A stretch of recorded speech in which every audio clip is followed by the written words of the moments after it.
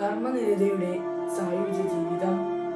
പാണ്ഡിത്യത്തിന്റെ ഗരിമയിലും ലാളിത്യം കൈവിടാത്ത പണ്ഡിത പ്രതിഭ.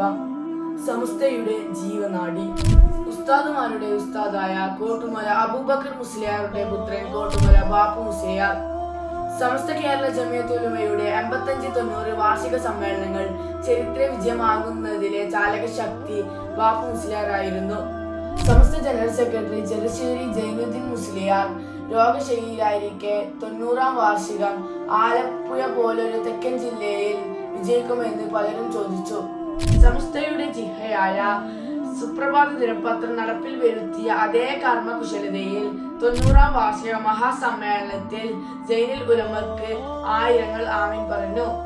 ആ മഹാൻ ഹജ്ജ് കമ്മിറ്റി ചെയർമാനായിരുന്ന സമയത്ത് നടത്തിയ പ്രവർത്തനങ്ങൾ ഏറെ പ്രശംസനീയമാണ്.